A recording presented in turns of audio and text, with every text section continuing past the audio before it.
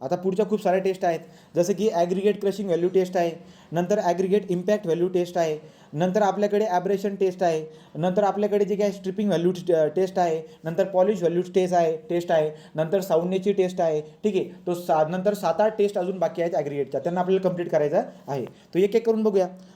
आता ही दुसरी taste shape taste झाली. आता ही दुसरी टेस्ट असेल आपली ॲग्रिगेट क्रशिंग व्हॅल्यू टेस्ट.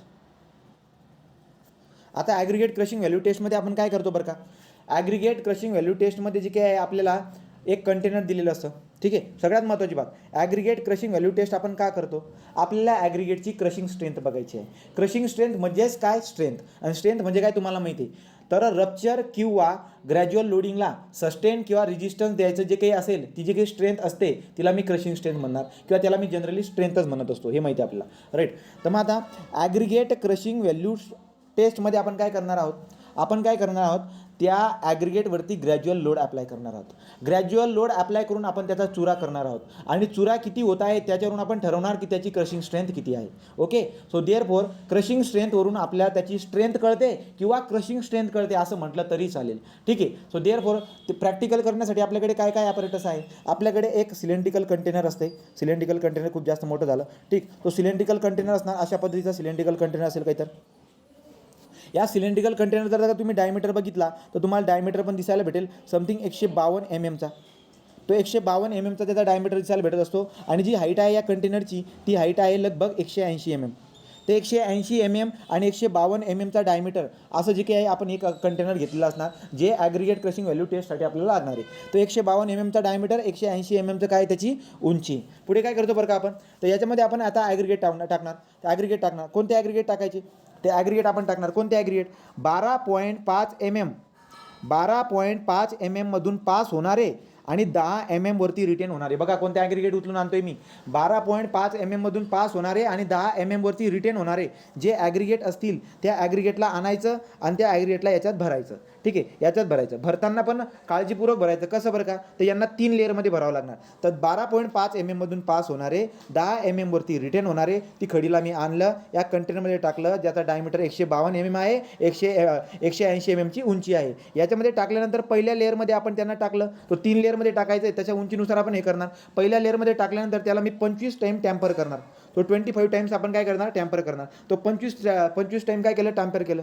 दुसरा लेअर भरतो, दुसरा लेअरमध्ये काय करणार, पुन्हा 25 टाईम टॅम्पर करणार. तिसऱ्या लेअरमध्ये पुन्हा 25 टाईम काय करणार, टॅम्पर करणार. अशा 3 लेअरमध्ये टॅम्परिंग करून आपण या कंटेनरला भरून टाकलं. आता पुढे काय असते, वरती जे काही आहे, वरती लोडिंगची अरेंजमेंट असते. तो अशा पद्धतीचा एक प्लंगर असतो, हा प्लंगर असणार. या प्लंगरला जे काही आहे वरती अरेंजमेंट आहे अशा पद्धती. ठीक आहे, हां. तर आपण काय करतो बरं का, हे जे काही वरचं प्लंगर आहे, वरून आपण लोड अप्लाय करत असतो. लोड किती असतो, परीक्षेमध्ये प्रश्न विचारलेला आहे, लक्षात ठेवायचं.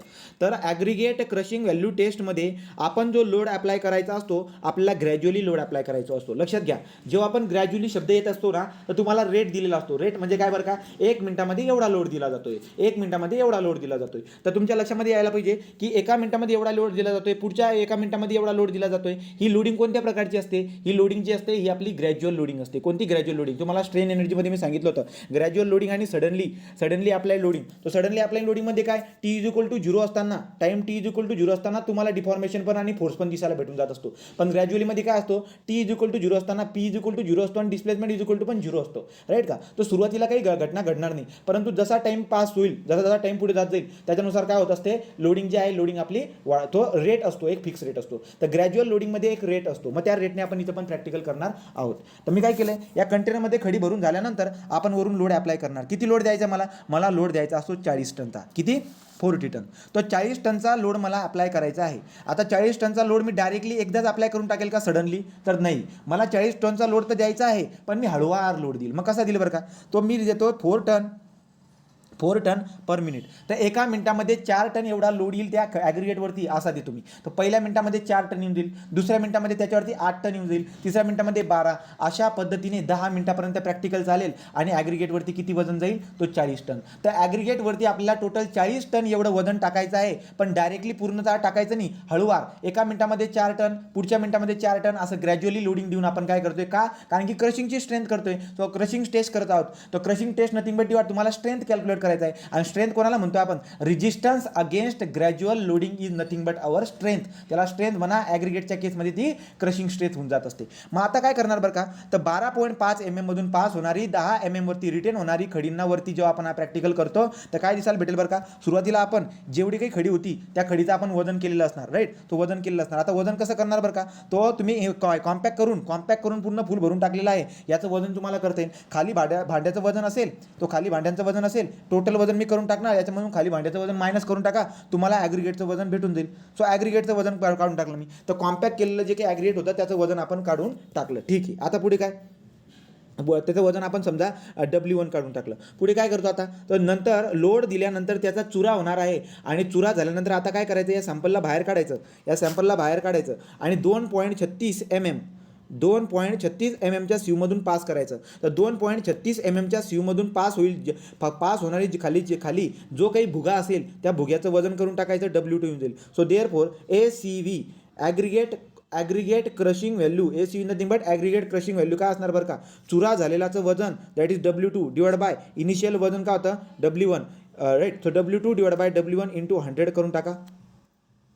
तुम्हाला काय भेटून जाईल, ॲग्रिगेट क्रशिंग व्हॅल्यू तुम्हाला भेटून जाईल. सो ॲग्रिगेट क्रशिंग व्हॅल्यू आपण काढून टाकली. So ACV is equal to W2 divide by W1 into 100. Clear झालं का. सो लगभग 10 मिनिटासाठी टेस्ट करणार. 4 टन पर मिनिटचा एवढा लोड अप्लाय करत राहणार gradually. W2 divide by W1 करून टाका, इंटू 100 करून ACVची व्हॅल्यू येऊन जात असते, राईट. तर याच्यावरून आपण डिस्कशन पण केलं होतं खोलमध्ये. काय बरं का, तर तुमच्या लक्षामध्ये येऊन जाईल काय, हे बघा. आता ACV बद्दल बोलतोय मी. ACV इज इक्वल टू चुरा का होता W2, चुराचं वजन, तो खाली जो पडणार होता त्याचं वजन डिवाइड बाय टोटल वजन जे होतं सुरुवातीला इनिशियल W1, राईट, इंटू 100. आता विचार करा, आता जर का समजा चुरा आवरता, वजन तर कॉन्स्टंट राहणार आहे. वजन काय असणार आहे, वजन कॉन्स्टंट राहणार आहे. आपलं जे काही प्रॅक्टिकल करण्यासाठी मी आणणार आहे तर त्याचं वजन नेहमी कॉन्स्टंट राहणार आहे, लगभग कॉन्स्टंट राहणार आहे. W1 काय असणार, कॉन्स्टंट राहणार आहे. बदलणार काय, हा भुगा. तर जेवढा जास्त चुरा होईल तेवढं जास्त वजन भेटेल मला, बरोबर की नाही. मग W2 जर का समजा जास्त असेल तर चुरा जास्त आहे असं म्हणता येईल. मग चुरा जर का जास्त असेल त्याचा अर्थ काय, खडी आपली एकदम काय बरं का, खडी जी आहे आपली एक तर पोरस असेल, एक तर खराब आहे असं म्हणता येईल. तो सांगायचं तात्पर्य काय बरं का, काय की ACVची जी व्हॅल्यू आली मी, ACV is equal to W2 divide by W1 into 100 आणतोय. जर का ACVची व्हॅल्यू जास्त येते, ACVची व्हॅल्यू जर का जास्त येते याचा अर्थ W2 जास्त होता. W2 जर का जास्त असेल तर याचा अर्थ चुरा जास्त होता. विचार करा, जर चुरा जास्त असेल म्हणजे W2 जास्त असेल म्हणजे ACVची व्हॅल्यू जर का जास्त असेल तर स्ट्रेंथ आपली काय असते, कमी असते. त्याच्यासाठी तुम्हाला क्वेश्चन विचारायला लक्षात राहू द्या. ACV is inversely proportional to the strength. त्यामुळे आपण परमिसिबल लिमिट याला ठेवून देणार. आपण बोलणार की एका पर्टिक्युलर लिमिटपेक्षा जास्त ACVची व्हॅल्यू असायला नको. ACVची व्हॅल्यू काय असायला पाहिजे, कमी. तर ACVची व्हॅल्यू जर का कमी असली तर स्ट्रेंथ जास्ती असते. ACVची व्हॅल्यू जेवढी जास्त असणार तेवढी स्ट्रेंथ काय असते, कमी असते. त्यामुळे आपल्याला IRCने काय सांगितले, IRCने आपल्याला सांगितले की ही जी काही आहे, आता याच्याबद्दल आपण एक वाक्य लिहून टाकूया. सो 2-3 पॉईंट आहेत. ACVची जी व्हॅल्यू आहे ती 30% जास्त जायला नको सिमेंट कॉन्क्रीटच्या पेमेंटमध्ये. तर सिमेंट कॉन्क्रीटचा जर का रस्ता बांधलेला असेल आपण तर त्या रस्त्यामध्ये वापरली येणारी जी खडी आहे ती खडी कशी असायला पाहिजे, ती खडी जी आहे तिची ACVची व्हॅल्यू, ॲग्रिगेट क्रशिंग व्हॅल्यू 30% जास्त असायला नको. तर त्यासाठी आपण 2 मुद्दे लिहून टाकणार. तुम्हाला ही टेस्ट कळाली का रे पूर्ण, टेस्ट कळाली का, ठीक आहे. आता एक वाक्य लिहून टाकू. वाक्य काय लिहायचं बरं का, सो वाक्य काय लिहायचं, the stone aggregate give low aggregate crushing value. ठीक आहे. आता बघा मी काय बोलतोय तुम्हाला, हां पुढचं वाक्य लिहा. द ॲग्रिगेट क्रशिंग व्हॅल्यू, हे परीक्षेसाठी इम्पॉर्टंट असेल. Aggregate crushing value, the aggregate crushing value for good quality aggregate to be use in base course म्हणजे खालचा, तो सबग्रेडच्या वरचा. So to be use in the base course shall not exceed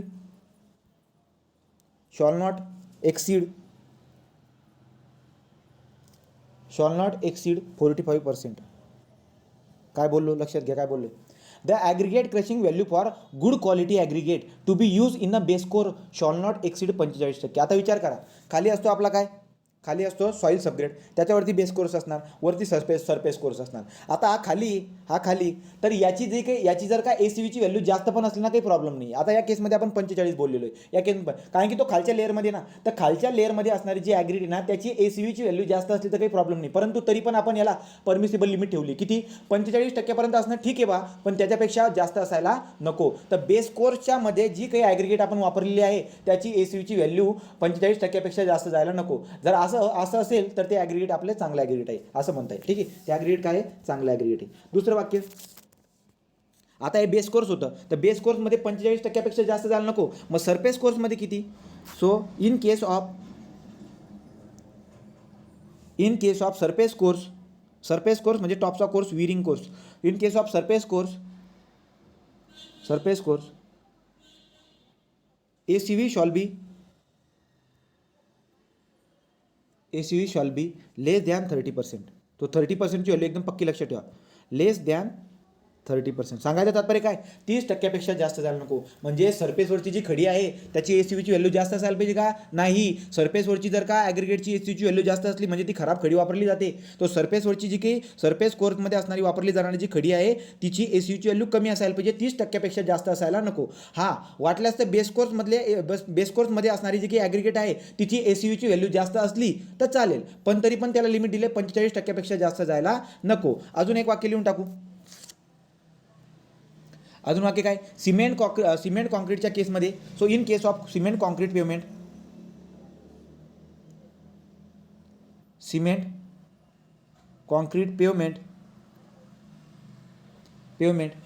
ACV shawl not greater than, so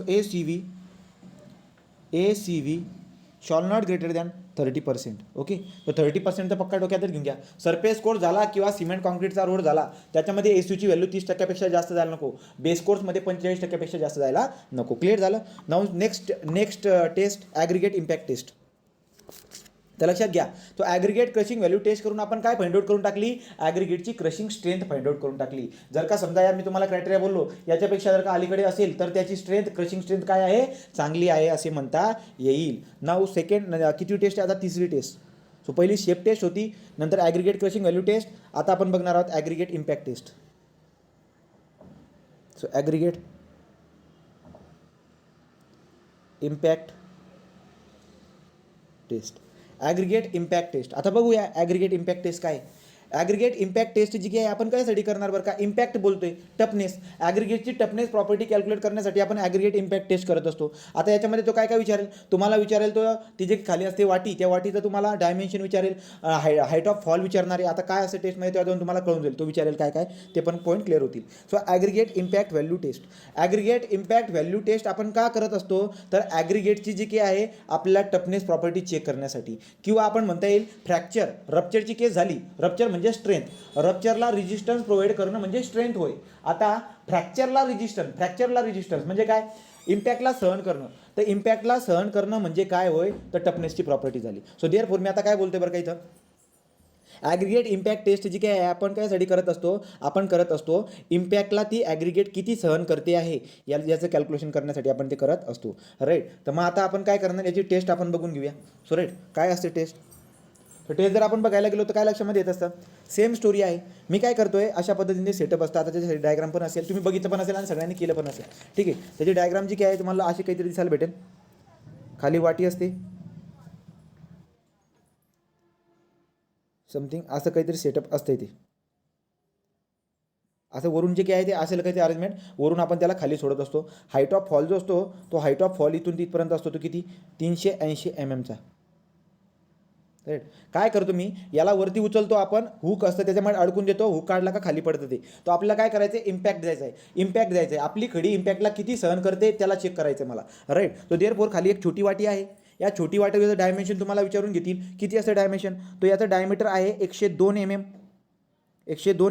मागच्या केसमध्ये जर बघायला गेला तो 152 mm त्याचा डायमीटर होता, 180 mm त्याची उंची होती. या केसमध्ये किती आहे, 102 mm त्याचा किती आहे काय बरं का डायमीटर आहे. ठीक, नंतर उंची किती आहे, उंची आहे 50 mm. या वाटीची उंची आहे 50 mm.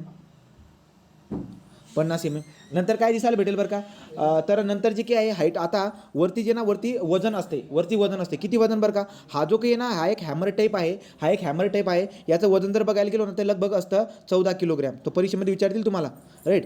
तर परीक्षेमध्ये तुम्हाला विचारतील की ॲग्रिगेट इम्पॅक्ट टेस्टमध्ये वरचा जो काही हॅमर असतो त्याचं वजन किती असतं, 14 किलोग्रॅम असतं. हाईट ऑफ फॉल, किती उंचीवरून तुम्ही सोडतात ते तुम्ही 38 सेंटीमीटरवरून सोडतात किंवा 380 mm, हे पण लक्षात ठेवायचं आहे. नंतर हा जो काही खालचा बॉटम असतो याला थोडंसं क्लिअरन्स सोडून याचा डायमीटर पण दिला असतो, तो असतो 100 mm.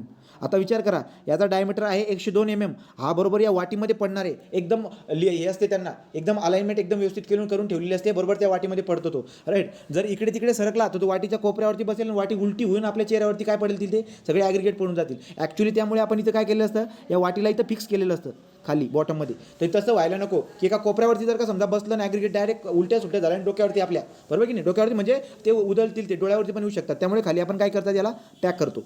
मग आता याला वरून सोडणार तो उचलायचं, त्याला वरून सोडून द्यायचं. वजन किती आहे, 14 किलोग्रॅम. तो 14 किलोग्रॅमचं वजन आहे, 380 mm च्या उंचीवरून सोडतोय, म्हणजे तेवढी एनर्जी आपण देतोय. तर तेवढी इम्पॅक्ट एनर्जी देऊन आपण त्याचा चुरा करायचा प्रयत्न करतोय, राईट की नाही. तो आपण हाईट काय देतो तुम्हाला माहिती आहे, हाईट देऊन आपण काय करतोय, सफिशियंट एनर्जी देतोय, तो एनर्जी देतोय, राईट. तर मग वजन आणि हाईट या दोन गोष्टींच्या माध्यमातून आपण इम्पॅक्ट देत आहोत त्या खालच्या खडीला, राईट. खडी किती घ्यायची, कोणती घ्यायची, आपण त्याच्याबद्दल डिस्कशन करूया. डायमेन्शन कळालं का, 102 mm त्याचा डायमीटर आहे, उंची आहे 50 mm ची. तो वाटी जी आहे या वाटींबद्दल पण लक्षात राहू द्या. हाईट ऑफ फॉल 38 सेंटीमीटर, याचा डायमीटर वरचा 100, नंतर वजन पण तुम्हाला सांगून दिलं, क्लिअर. आता नंतर काय करतो आपण, आता ॲग्रिगेट घेणार मी. कोणती ॲग्रिगेट, 12.5 mm मधून पास होणारी आणि 10 mm वरती रिटेन होणारी जी ॲग्रिगेट आहे ती माझ्या कामाची. उचलल्यानंतर आपण त्याला काय करणार बरं का, उचलल्यानंतर याच्यामध्ये भरून द्यायचं, वाटीमध्ये, ठीक आहे. सो वाटीमध्ये भरून टाकलं. वाटीमध्ये भरून झाल्यानंतर काय करायचं, प्रॅक्टिकल करायचं. प्रॅक्टिकल झाल्यानंतर काय करणार, सो प्रॅक्टिकल बघा तुम्ही याच्या खाली वाटीमध्ये भरलेलं तर वजन तुम्हाला करता येईल ना, सो इनिशियल वजन काय आहे, लोड अप्लाय करण्याच्या अगोदर इनिशियल वजन काय असेल त्या ॲग्रिगेटमध्ये, ॲग्रिगेट ज्याला मी वाटीमध्ये टाकलेलं आहे त्याचं वजन मी काढून टाकणार W1. सो W1 मेजर करून टाकलं. आता काय करतो बरं का, त्याच्यावरती मी काय करणार, इम्पॅक्ट देणार. सो इम्पॅक्ट देणार किती वेळा, 15 वेळा. उचलायचं, खाली टाकायचं, किती टाइम्स, 15 टाइम्स. सो 15 टाइम्स केल्यानंतर त्याचा काही ना काही चुरा तर 100% होणार आहे. तो चुरा झाला. मग आपण काय करतो, या सॅम्पलला बाहेर काढणार. 2.36 mm च्या सीवमधून पास करणार. जो चुरा खाली येईल त्याचं वजन करून टाकणार, त्याला मी W2 म्हणून देणार. So therefore W2 divide by W1 into 100 करून टाका, तुम्हाला भेटून जाईल काय, aggregate impact value AIV. So aggregate impact value is equal to what, aggregate impact value is equal to what, काय असते ॲग्रिगेट इम्पॅक्ट व्हॅल्यू, तर ती असते आपली W2 divide by W1 into 100. Clear झालं का रे, काय करतो इथं, तर बघा 15 टाइम्स वरती खाली हे करायचं आहे. वजन किती आहे माहिती आहे, हाईट ऑफ फॉल किती आहे माहिती आहे, वाटीचं डायमेन्शन किती आहे ते पण तुम्हाला माहिती आहे. तिथून काय कळेल, जर भुगा जास्त झाला तर वजन जास्त येईल, वजन जास्त आलं तर AIVची व्हॅल्यू पण जास्त येऊन जाईल. का, कारण की आपलं इनिशियल वेट जे आहे वाटीमधलं ते काय आहे, कॉन्स्टंट आहे, ते कुठे बदलणार नाही, की एवढा फरक पडणार नाही. पण भुगा जो असतो त्या भुग्याचा तर फरक पडणारच आहे, राईट की नाही. सो देअरफॉर काय बोलतो, जर भुगा जास्त असेल तर W2 जास्त असेल, W2 जास्त असेल तर AIV जास्त असेल, AIV जास्त असेल तर स्ट्रेंथ काय असेल, कमी असेल. So therefore AIV is also inversely proportional to the strength, right. तर तुम्हाला परीक्षेमध्ये विचारतील की जर का एखाद्या ॲग्रिगेटचा AIV जास्त आहे तर त्याच्या स्ट्रेंथवरती कमेंट करा, तर तो कमेंट आपल्याला करता यायला पाहिजे, अशा पद्धतीने येत असते. तो मग आता आपल्याला काय दिलं बरं का, AIV झालं. आता आपल्याला परीक्षेला अजून वेगवेगळ्या प्रकारचे प्रश्न विचारतील. आता आपण परमिसिबल लिमिटबद्दल कमेंट करणार आहोत की परमिसिबल लिमिट किती असायला पाहिजे. इथपर्यंतची टेस्ट तुम्हाला कळाली का, सांगा रे, इथपर्यंतची टेस्ट कळाली का. नंबर लक्षात ठेवायचा, 15 टाइम्स आपण वरून खाली फेकत आहोत, तो नंबर लक्षात ठेवायचा, ठीक आहे. 15 टाइम वरून खाली फेकतो, तेवढी बात लक्षात ठेवायची. पुढे जाऊ. आता पुढे काय बघायचं आपल्याला, AIV बद्दल. तर AIV बद्दल आता काय बघायचे, परमिसिबल लिमिट. तर काय म्हणतो बरं का, एखादी खडीचं जर का समजा मी AIV टेस्ट काढली तर त्या खडीला मी काय नाव ठेवू, त्यासाठी मी 4 नावं ठेवतो. आता कशा पद्धतीने तुम्ही टेबल जी काय टेबलबद्दल तुम्ही मेन्शन करू शकता. तर टेबल, ठीक आहे, तो टेबल काढू आपण, 1 मिनिट, टेबल काढून टाकू. इथं जे काही आहे इकडे आपण काय करूया, सो इकडे AIV व्हॅल्यू, इथं लिहू AIV आणि इथं लिहू ॲग्रिगेट. सो ॲग्रिगेट म्हणून देतो. आता बघा, जर समजा AIV 10% कमी आलं तर सांगा बरं का, कमेंट करा रे, ॲग्रिगेट कशी असेल. जर AIV 10% कमी असेल तर ॲग्रिगेट काय असेल, exceptionally strong. So exceptionally strong और टफ, स्ट्रॉंग असेल किंवा खूप जास्त टफ असेल, तो एक्सेप्शनली स्ट्रॉंग और टफ. दुसरा पॉईंट, जर AIVची व्हॅल्यू 10 ते 20% असेल, जर AIVची व्हॅल्यू 10 ते 20% असेल, त्याला काय म्हणू मी, व्हेरी टफ और very strong. So very tough हे एक्सेप्शनली, व्हेरी टफ और व्हेरी स्ट्रॉंग ॲग्रिगेट. ठीक, व्हेरी स्ट्रॉंग ॲग्रिगेट. जर 20 ते 30च्या दरम्यान असेल तर काय, तो 20 to 30, 20 ते 30च्या दरम्यान असेल तर काय, good for pavement surface course. So good for aggregate is good for pavement surface course, म्हणजे सरफेस कोर्समध्ये तुम्ही वापरू शकतात 20 ते 30मध्ये जर का असेल तर. So good for pavement surface course. आणि लास्टवाला आहे above 35, weak for pavement surface course, weak for pavement surface course. हे तुम्हाला खन्नाच्या पुस्तकामध्ये सापडेल हा टेबल, बरोबर. तो खन्नाच्या पुस्तकात सापडेल हा टेबल, परंतु हा टेबल इम्पॉर्टंट आहे म्हणून लिहून दिला. ठीक आहे, तर लक्षात घ्या. ते टेबल सध्या टेबलवरती पण भर देतात, त्यामुळे तुम्ही टेबलच्या व्हॅल्यू जे काय आहेत लक्षामध्ये ठेवून घ्यायच्या. ही झाली एक बात. तर कोणता ॲग्रिगेट किती असणार त्याच्याबद्दल डिस्कशन करून टाकलं. आता आपल्याला काय बघायचं बरं का, आता बघायचं की परमिसिबल लिमिट काय ठेवायची, कोणतं वापरायला पाहिजे, कुठे किती वापरायला पाहिजे, त्याच्याबद्दल आपण डिस्कशन करून टाकूया. ठीक आहे, तर मग आता इम्पॉर्टंट लिहून देतो. नॉर्मली जी काही आहे 30%ची व्हॅल्यू तुम्ही लक्षामध्ये ठेवायची. तो काय लिहायचं आता बघा, the aggregate impact value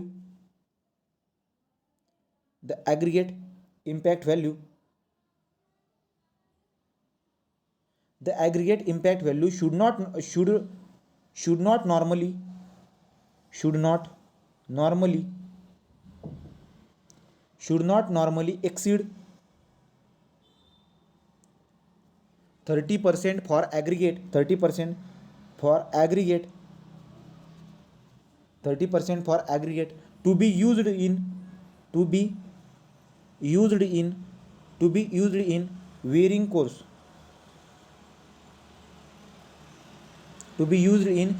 course, of pavement.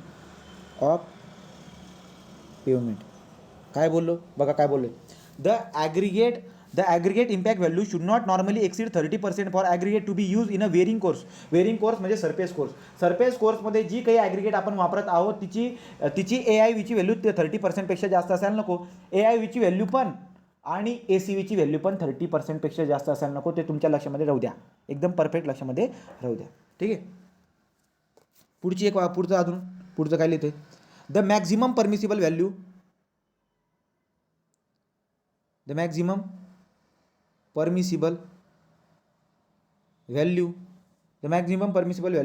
is 35% for bituminous macadam.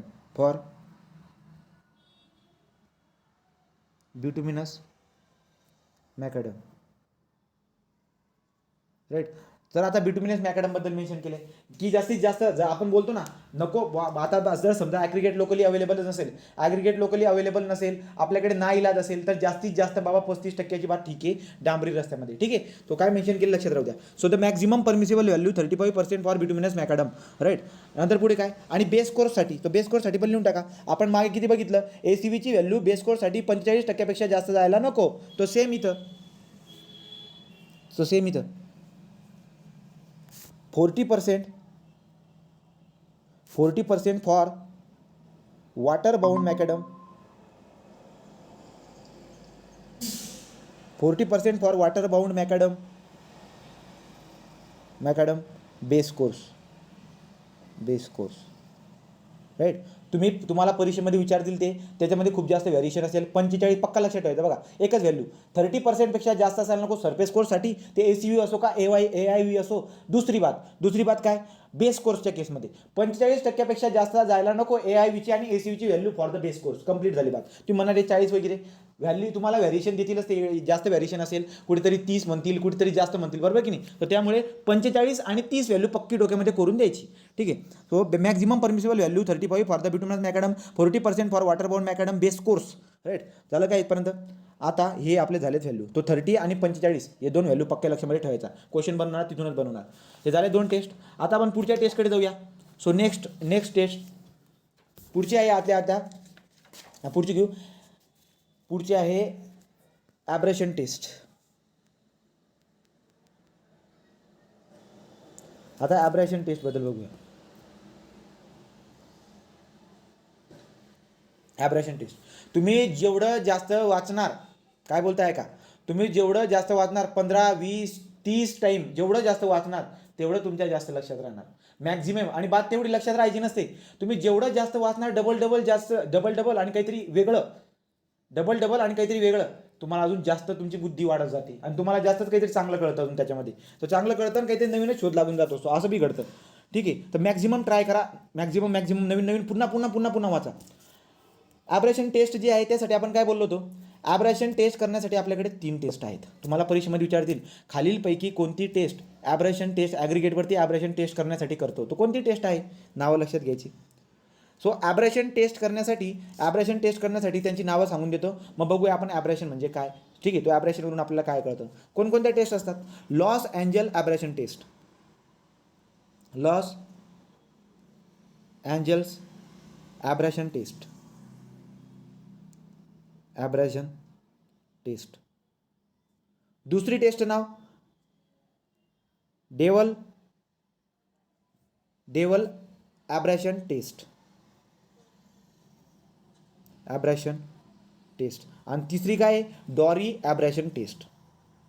So Dorry abrasion test. हे नाव तर कानावरती एकदम पक्के राहू द्या. ठीक आहे, क्वेश्चन बेसिक लेवललाच आहे, बनला तर बेसिक लेवलवरून बघून खालीलपैकी कोणती टेस्ट आहे जी ॲब्रेशनच्या टेस्टसाठी. तो लक्षात घ्या. सगळ्यात महत्त्वाची बात, ॲब्रेशनबद्दल बोलते याचा अर्थ काय, विरिंग आणि टेरिंगबद्दल बोलते. त्या ॲग्रिगेटची विरिंग आणि टेरिंग रेजिस्टन्स फाइंड आउट करतोय मी. विरिंग आणि टेरिंग रेजिस्टन्स फाइंड आउट करतोय म्हणजे काय, जो जास्त वेरिंग आणि टेरिंग रेजिस्टन्स देईल ती खडी जी आहे त्याची काय जास्त आहे, त्याचा हार्डनेस जास्त आहे. हार्डनेस सांगायचं तात्पर्य काय, तर ॲब्रेशनची टेस्ट आपण ॲग्रिगेटची हार्डनेस ही प्रॉपर्टी शोधण्यासाठी करत असतो. हार्डनेस ही प्रॉपर्टी शोधण्यासाठी आपण ॲब्रेशनची टेस्ट करत असतो. आपल्याकडे 3 टेस्ट आहेत. पहिली टेस्ट आहे आपल्याकडे, तो पहिली टेस्ट आहे लॉस एंजल ॲब्रेशन टेस्ट. परीक्षेमध्ये क्वेश्चन पण विचारतात की कोणती टेस्ट आपण जास्त करून यूज करतो. Los Angeles abrasion test is more commonly adopted for the abrasion value test. Okay, हे लक्षामध्ये राहू द्या. नंतर दुसरं काय, डेवल ॲब्रेशन. आणि तिसरं काय सांगितलं तुम्हाला, डॉरी ॲब्रेशन. हे 3 नावं लक्षात ठेवून द्यायचे. पुढे काय असते बरं का, आता आपण जर बघायला गेलो तर ही टेस्टला कशा पद्धतीने आपण हे करतो त्याच्याबद्दल आपण डिस्कशन बघून घ्या. गरज काय पडली, ॲब्रेशन टेस्ट करायची गरज का पडते, जे ॲग्रिगेट आहेत आपल्याला सरफेस कोर्समध्ये वापरायचे आहेत. तर जे काही रोड असेल, रोडावरती चालणाऱ्या जे काही गाड्या आहेत त्या गाड्यांचे टायर्स आणि हे ॲग्रिगेट यांचा नेहमी काय होणार आहे, वियर आणि टियर होणार आहे. तर यांच्यामध्ये नेहमी घर्षण होणार आहे. तर घर्षणमुळे काय होणार बरं का, त्या ॲग्रिगेटची स्ट्रेंथ कमी पण होऊ शकते. मग त्यामुळे ते ॲग्रिगेट मजबूत असायला पाहिजे. मग ते ॲग्रिगेट हार्ड आहे का ते चेक करण्यासाठी आपण हे प्रॅक्टिकल करत असतो. ते तुम्हाला माहिती आहे चांगल्या पद्धतीने. तर मग आता आपल्याला 3 टेस्ट आहेत, त्याच्यापैकी जास्त जी टेस्ट यूज करतात लॉस एंजल ॲब्रेशन टेस्ट, तिच्याबद्दल आपल्याला डिस्कशन करायचं आहे. त्यामुळे या 3 टेस्टपैकी आपण पहिली टेस्ट बघणार आहोत फक्त डिटेलमध्ये. ती कोणती आहे, लॉस एंजल ॲब्रेशन टेस्ट. बघा, Los ANGELES, Los Angeles abrasion test, abrasion test. आता काय असते, so Los Angeles abrasion test काय असते लक्षात द्या सगळ्यांनी. याच्यामध्ये काय असतं बरं का, तो आपल्याला माहिती. याच्यामध्ये जे काही आहे आपल्याकडे लॅबोरेटरीमध्ये एक ड्रम असतो. ठीक आहे, ड्रम असतो, त्याच्यामध्ये आपण खडी टाकून देतो आणि काय करत असतो आपण, त्या ड्रमला आपण रोटेट करत असतो. राईट, रोटेट करतो, खूप जबरदस्त आवाज येत असतो, तो रोटेट करत असतो. एका मिनिटामध्ये 30 ते 33 एवढं राऊंड होतील एवढं आपण काय करतो, रोटेट करतो. असं जे काही आहे आपण जवळजवळ 500 ते 1000 एवढे रोटेशन देत असतो. तर रोटेशनमुळे काय होत असतं, त्या ड्रममध्ये एक ड्रम असतो, असा ड्रम असतो, होरिझॉन्टल ॲक्सिसच्या अबाउट तो घुमत असतो. तर असे क्वेश्चन पण विचारून घेतील तुम्हाला. हा बघा, अशा पद्धतीने तो ड्रम असतो, असा सिलेंड्रिकल ड्रम असणार, याची वरती ओपनिंग असेल, याच्यामधून खडी आतमध्ये ओतून देत असतो. खडी आतमध्ये ओतल्यानंतर जे काही आहे याला आपण रोटेशन प्रोव्हाइड करणार, हा ड्रम घुमणार. होरिझॉन्टल ॲक्सिसच्या अबाउट हा ड्रम घुमणार किती, एका मिनिटामध्ये 30 ते 33 एवढ्या, सो रनिंग पर मिनिट. याच्यामध्ये किती चक्कर मारणार, तो 30 ते 33 एवढे चक्कर मारणार, घुमणार. किती चक्कर देणार मी असे टोटल 500 ते 1000 एवढे चक्कर देणार. तर त्यामुळे काय होईल बरं का, आतमध्ये या ड्रममध्ये काय होईल, ॲग्रिगेट जे आहेत ना, ॲग्रिगेट एकमेकांना घासले जातील. राईट का, सोबत मी काय केलेलं असतात, मी स्टीलचे बॉल पण त्याच्यात टाकलेले असतात. तो काय होत असतं बरं का, ॲब्रेशन होत असतं, ॲट्रिशन होत असतं आणि इम्पॅक्ट होत असतो. इम्पॅक्ट कसा, हे ड्रम जेव्हा घुमतंय ना, तो ड्रम जेव्हा खालच्या खड्या जेव्हा वरच्या लेवलला जातात, वरून खाली फडकन खाली पडून जातात, तो वरती जातील आणि वरून खाली पडतील. तो म्हणजे काय होईल बरं का, इम्पॅक्ट झाला, ॲब्रेशन झाला, ॲट्रेशन झाला, या 3 गोष्टींमुळे चुरा होतो इथं. पहिल्या केसमध्ये काय झालं बरं का, पहिल्या केसमध्ये ग्रॅज्युअल लोडिंगमुळे चुरा केला, दुसऱ्या टेस्टमध्ये आपण इम्पॅक्टमुळे चुरा केला. आता इथं बघा, ॲब्रॅशनमुळे, ॲट्रेशनमुळे आणि इम्पॅक्टमुळे 3 गोष्टींमुळे चुरा होतोय, राईट का. आणि या 3 गोष्टींच्या मदतीमुळे आपण हार्डनेस सरळ ठरवतोय, ठीक आहे.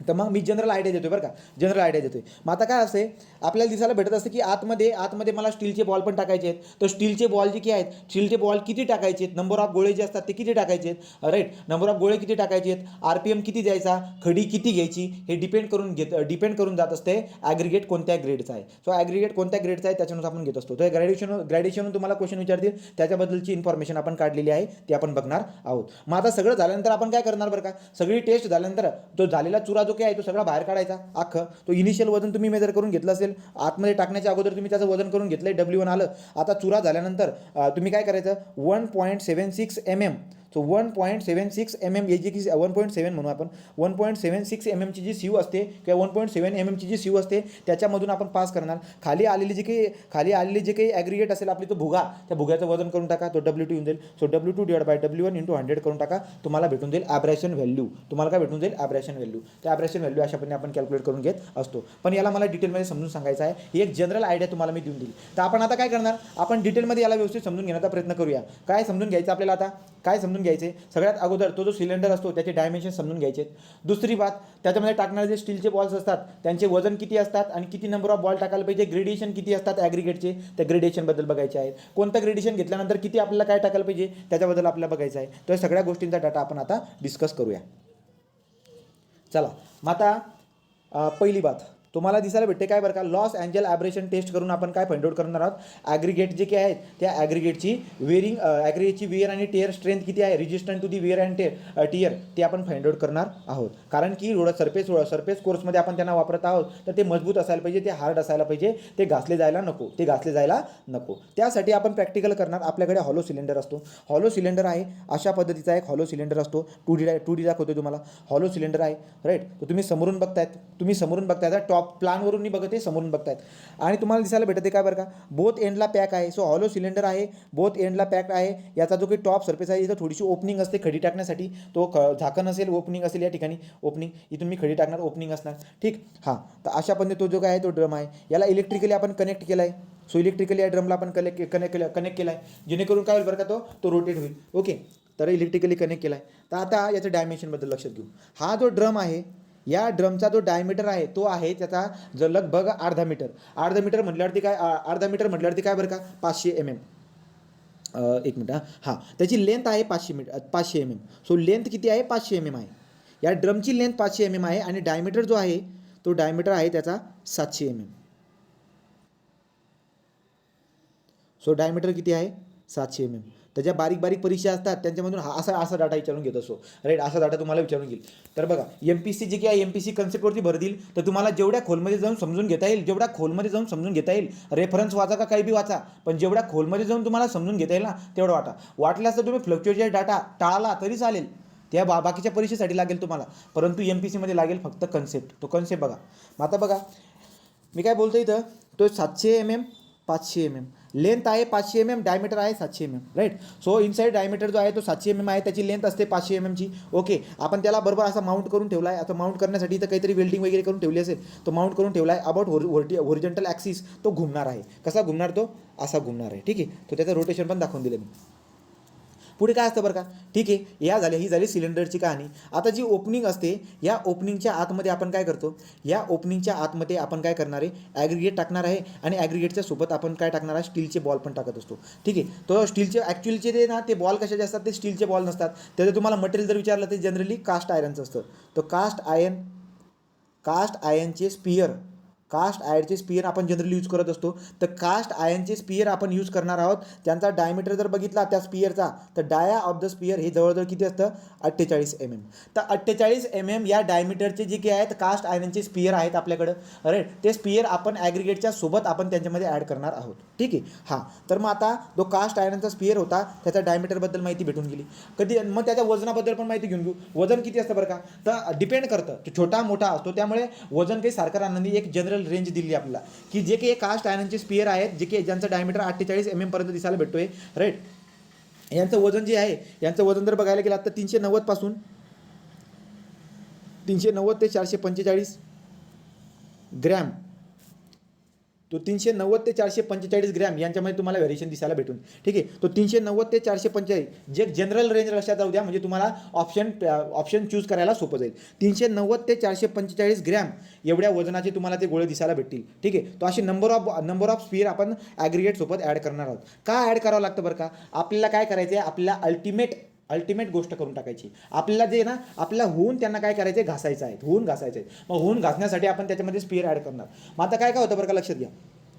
तर आपण सिलेंडरची जानकारी काढून टाकली. आपण याच्यामध्ये जे ॲग्रिगेट टाकतोय त्या ॲग्रिगेटच्या बद्दल पण लक्षात ठेवा. ॲग्रिगेट कोणते असतील आपले, ॲग्रिगेट तेच असतील. तो ॲग्रिगेट कोणते असतील, आता बघा ॲग्रिगेट पण कोणते घ्यायचे आहेत, ग्रेडिंगवरून आहे ते, ग्रेडिंगवरून सांगतो ते पण. हां, तो ठीक आहे. ॲग्रिगेट मी किती टाकणार, त्याचं वजन माझ्याकडे असणार, एवढी बात तर कन्फर्म झाली, W1 असेल. दुसरी बात, ॲग्रिगेट टाकण्याच्या सोबत आपण कास्ट आयर्नचे स्पियर पण त्याच्यात टाकतोय. 48 mm चा त्याचा डायमीटर आहे. वजन सांगितलं तुम्हाला ranging from 390 gram to 445 gram, right. पण इथपर्यंत त्याची काय असते, वजनाची रेंज तुम्हाला मी सांगून दिली. आता नंबर ऑफ गोळे किती घ्यायचे, ॲग्रिगेट किती घ्यायची, ॲग्रिगेट किती वजनाची घ्यायची, नंबर ऑफ जे की कास्ट आयर्नचे स्पियर आहेत ते किती घ्यायचे आहेत, याच्याबद्दल आपण माहिती काढू आता, ठीक आहे. तो बघू आता. इथपर्यंत क्लिअर आहे का रे, सांगा. इथपर्यंत क्लिअर आहे. चला पुढे. आता पुढे जर बघायला गेलो तर काय बरं का, आपल्याकडे कोर्स ॲग्रिगेटच्या वेगवेगळ्या ग्रेडिंग आहेत. नेमली ग्रेड ए, राईट ना. तो कोर्स ॲग्रिगेटच्या आपल्याकडे वेगवेगळ्या ग्रेडिंग आहेत. So grading of aggregate, grading of course aggregate कोणकोणत्या, A टू G पर्यंत, ABCDEFG. याचा जो ना याचा टेबल तुम्हाला गुगलवरती पण सापडून जाईल. परंतु मी जे ना खन्नाच्या बुकमध्ये जेवढी माहिती दिली मी तेवढी सांगून देतो, ठीक आहे. तो खन्नाच्या बुकमध्ये जेवढी माहिती दिली मी तेवढी माहिती तुम्हाला सांगून देत असतो. मग आता काय बरं का, ABCDEFG एवढे आपल्याकडे कोर्स ॲग्रिगेटचे काय आहेत बरं का, आपल्याकडे ग्रेडिंग्स आहेत. मग आता आपण काय करणार बरं का, याला ॲब्रेसिव्ह चार्ज म्हणतात. जे की स्पेअर आहेत ना कास्ट आयरनचे, त्याला आपण ॲब्रेसिव्ह चार्ज म्हणतो. ज्याचा डायमीटर 48 mm आहे, 390 ते 445 ग्रॅमचं त्यांचं वजन आहे. आता मी काय करतो लक्षात घ्या, जर समजा आपण आपण या ग्रेडिंगची जर का समजा ॲग्रिगेट घेतली, तो ए ग्रेडिंगची जर का समजा मी ॲग्रिगेट घेतली, तर आपल्या टेस्ट करण्यासाठी लॉस एंजेल ॲब्रेशन टेस्ट करण्यासाठी मी खडी किती घेणार बरं का, मला कळालं की ॲग्रिगेटचा प्रकार कोणता आहे, ए ग्रेडिंगची ॲग्रिगेट आहे. तर ॲग्रिगेट किती घेणार तुम्ही, 5 किलोग्रॅम. किती घेणार, 5 किलोग्रॅम, ठीक आहे. तो 5 किलोग्रॅमची ॲग्रिगेट घेतली. पण लक्षात घ्यायचं, 5 किलोग्रॅमची ॲग्रिगेट तुम्ही घ्या, पण या 5 किलोग्रॅममध्ये 1250 ग्रॅम, राईट. 5 किलोग्रॅम म्हणतोय ना, 1250 ग्रॅम, 1250 ग्रॅम हे पुसतो मी आता सगळं. सो ए ग्रेडिंगचा जर आला तर 5 किलोग्रॅमची ॲग्रिगेट घेतोय टेस्टसाठी. याच्यामध्ये पण 1 2 3 4 1250 1250 1250 1250 1250 1250 ग्रॅमचे तुम्हाला काय घ्यायचे आहेत, तुम्हाला ॲग्रिगेट घ्यायचे आहेत. कोणते वाले ranging from 40 mm to 25 mm. 40 mm आणि 25 mm, 40 mm आणि 25 mm म्हणजे 40 mm मधून पास होणारे, राईट, आणि 25 mm वरती रिटेन होणारे ही जे काही ॲग्रिगेट असेल, ही वाली ॲग्रिगेट घ्यायची आपल्याला 1250 ग्रॅम, ठीक आहे. आपल्याला कळालं की ह्या ॲग्रिगेटची ग्रेडिंग कोणती आहे, ए ग्रेडिंग आहे. मला ॲग्रिगेट किती घ्यायची, 5 किलोग्रॅम. पण कशी मोजायची, 1250 किलोग्रॅमवाली घ्यायची, 40 मधून पास होणारी आणि 25 mm वरती रिटेन होणारी. आता दुसरं काय करणार मी, पुन्हा हे 1250 ग्रॅम झाले. आता मी काय करणार 25 mm वरून 25 mm मधून पास होणारी आणि 20 mm वरती रिटेन होणारी. तो 25 mm ते 20 mm म्हणतो. 25 mm मधून पास होणारी आणि 20 mm वरती रिटेन होणारी ही जे काही ॲग्रिगेट असेल, ही पण 1250 ग्रॅम घेऊया. ही पण घेतली. सो 1250 अधिक 1250 2500 ग्रॅम झाली. पुन्हा पुढे जातो. पुढे गेल्यानंतर कळेल आपण काय करतो. आता आपण काय करूया, 20 mm मधून पास होणारी आणि 12.5 mm वरती रिटेन होणारी या एवढ्या रेंजमधली जी ॲग्रिगेट आहे ती पण 1250 ग्रॅम घेऊन घ्या. आणि 12.5 mm मधून पास होणारी आणि 10 mm वरती रिटर्न होणारी ही पण 1250 घेऊन घ्या. 1250 सगळ्यांची बेरीज झाली 5 किलोग्रॅम. एवढी ॲग्रिगेट घ्या टेस्टसाठी. कळालं का रे. हा ए ग्रेडिंगसाठी परीक्षेमध्ये विचारला तर ए ग्रेडिंगवरती विचारू शकतो, कारण की पुस्तकामध्ये ए आणि बी दिलेला आहे, जास्त खोलमध्ये तो घुसणार नाही. हे कळालं का, राईट. हां, आता ए ग्रेडिंगसाठी 5 किलोग्राम घ्यायचं आहे, अशा पद्धतीने घ्यायचे. दुसरी बात ॲग्रिगेट घेऊन झाली. आता दुसरी बात काय बरं का, दुसरी बात आहे आपल्याकडं, आपल्याला आता काय करावं लागेल, 12 स्पियर घ्यावे लागतील. किती? 12 स्पियर. सो 12 कास्ट आयर्नची स्पियर घ्या. 12 कास्ट आयर्नची स्पियर घ्या. 12 कास्ट आयर्नची स्पियर घ्या, परंतु या 12ची बेरीज किती व्हायला पाहिजे, या 12 स्पियर टोटल यांची बेरीज किती व्हायला पाहिजे, यांची बेरीज जी काही असेल ही होईल 5,000 gram plus or minus 25 gram. आलं लक्षामध्ये. तुम्हाला 12 स्पियर असे घ्यायचे, असे 12 स्पियर घ्या. छोटे मोठे स्पियर असतात ते, असे 12 स्पियर घ्या. बघा छोटे मोठे असतात ते तुम्हाला दिसायला भेटेल 390 पासून तर 445 ग्रॅममध्ये व्हॅरी होताना ते त्यातले गोळे असतात. मग आपण काय करतो बरं का, आपण अशा पद्धतीने गोळे घेऊ. नंबर ऑफ गोळे किती असायला पाहिजे, 12 स्टँडर्ड सांगितले IRCनं. तर नंबर ऑफ गोळे किती असेल, 12 गोळे, पण त्यांची वजनाची बेरीज ही 5,000 gram plus or minus 25 gram एवढी असायला पाहिजे. तो एवढे गोळे घेणार आहे आपण. कधीची केस ही ग्रेडिंग ए असेल तेव्हा. सो ग्रेड एचं जेव्हा ॲग्रिगेट असेल तेव्हाची बातमी सांगतोय. इथपर्यंत क्लिअर झालं का सांगा रे. हे झालं ग्रेड ए. तो हे झालं ग्रेड एची कहाणी. दुसरी आता ग्रेडिंग बी. दोनच बघायचे, ग्रेडिंग ए आणि ग्रेड बी, हे दोनच बघायचे आपल्याला बस. स्वतः ग्रेड बी.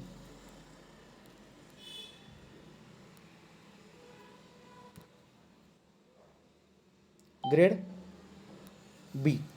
आता ग्रेड बी बद्दल काय बरं का, ग्रेड बीच्या केसमध्ये मला कळालं की ॲग्रिगेटचा प्रकार कोणता आहे, ग्रेड बीचा आहे. तो ग्रेड बीचा प्रकार जर का असेल त्यासाठी वेगळे काही स्टँडर्ड असतील, ग्रेड ए आहे का बी आहे ते ओळखण्यासाठी असेल ती वेगळी बात. तर मला कळालं की ॲग्रिगेटचा प्रकार आहे ग्रेड बीचा. ॲग्रिगेट किती घेईल मी टेस्टसाठी, 5 kilogram.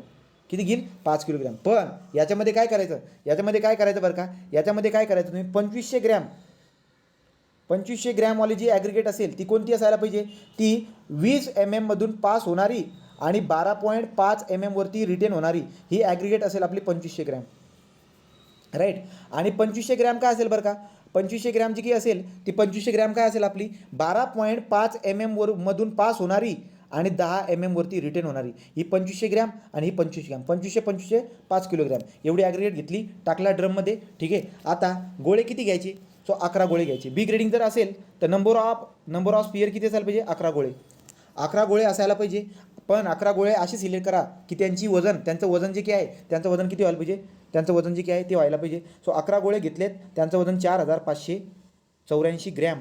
4,584 gram plus or minus 25 gram, एवढं त्यांचं वजन असायला पाहिजे. क्लिअर झाली का बात. राईट. इथपर्यंत क्लिअर झालं का. तो कोणत्या प्रकारची ग्रेडिंग आहे, आता मी सुरुवातीचे ए आणि बी सांगितलेत. जसे जसे ग्रेडिंग वाढतात ना EFG, तर तुम्हाला दिसायला भेटेल 5 किलोग्राम नाही घेत मी, डायरेक्ट 10 किलोग्रामपर्यंत ॲग्रिगेट घेतो. तर 10 किलोग्रामपर्यंत ॲग्रिगेट घेतो. तर देअरफॉर 5 किलोग्राम किंवा 10 किलोग्राम किती ॲग्रिगेट घ्यायची डिपेंड करून जात असते ग्रेडिंगवरती. ए आणि बीच्या केसमध्ये आपण 5-5 किलोग्रामचं वापरलेलं आहे, परंतु त्याच्यापुढे ग्रेडिंग जशी वाढत जात असते ॲग्रिगेटचे जे काही आहे माससुद्धा वाढत जात असते. एवढी बात आपल्याला लक्षात आली. इथपर्यंत क्लिअर झालं. तो ठीक आहे. आता आपण काय करतो, ॲग्रिगेट टाकली, त्याच्यामध्ये 5 किलोग्रामची होती, वेगवेगळ्या प्रकारची ॲग्रिगेट टाकून दिली. आता मी number of rotation, so number of rotation किती देतो, 30 ते 33 RPM याच्याने आपण त्या ड्रमला घुमवतो.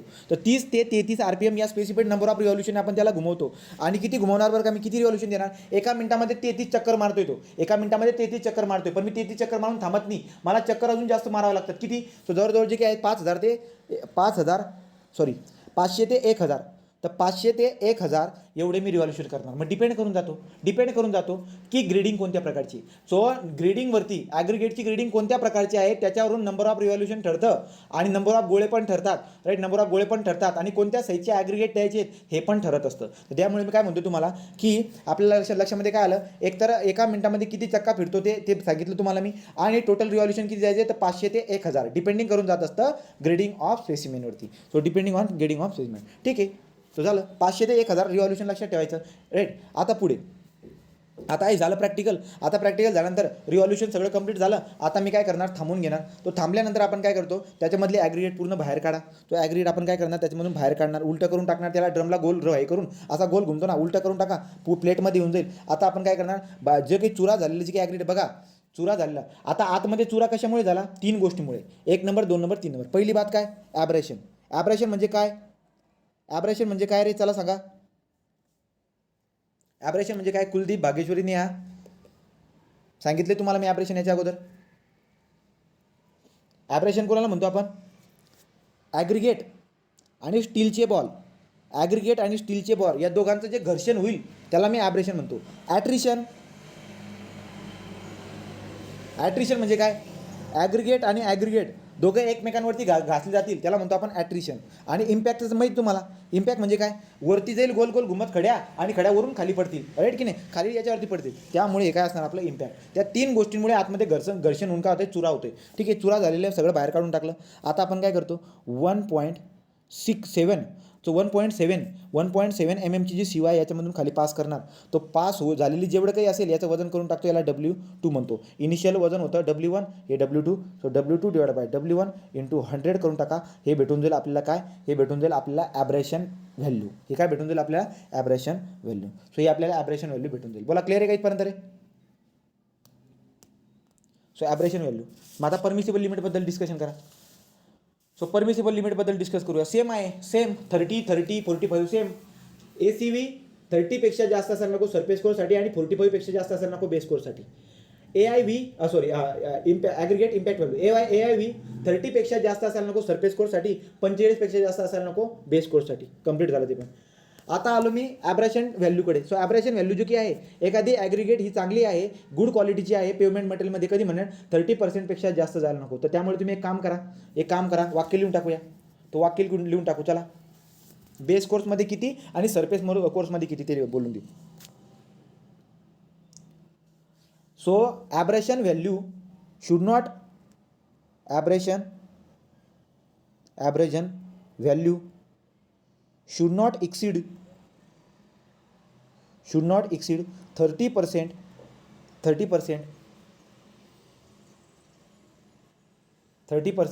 for bituminous concrete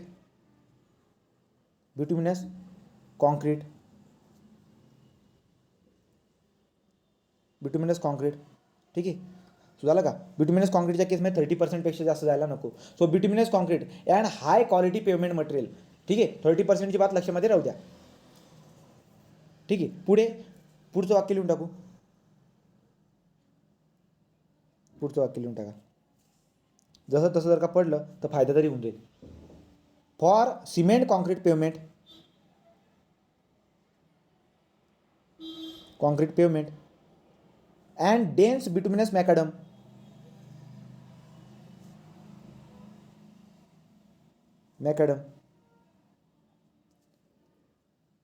झालं का? मॅकडम. पुढे काय? Maximum acceptable value is 35%. So maximum acceptable value is 35%. Clear झालं का? तर तुम्हाला काय बोललो, 30 व्हॅल्यू तर लक्षात ठेवायची आहे. मॅक्झिमम परमिसिबल व्हॅल्यू 35% राहते. तसा क्वेश्चन तो बनत बी नाही, राईट. तो 30 आणि 45 एवढे लक्षात ठेवायचं. सरफेसबद्दल मेन्शन करत असेल तर 30 पक्का. इथे काय बोललो आता मी तुम्हाला, for bituminous concrete or other quality pavement material 30%पेक्षा जास्त जायला नको.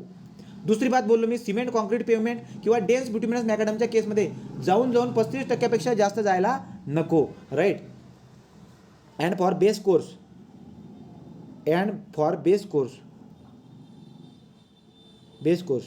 ॲब्रेशन value should not exceed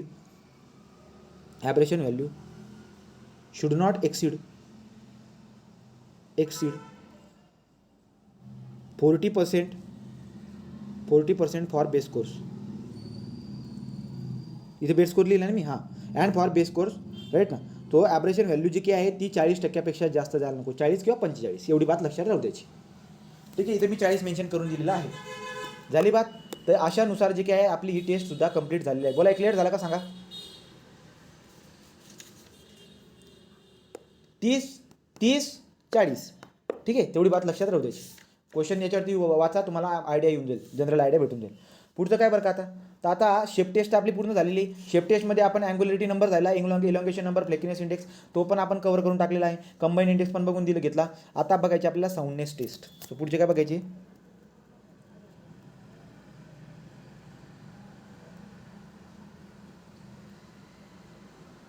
साऊंडनेस taste of aggregate.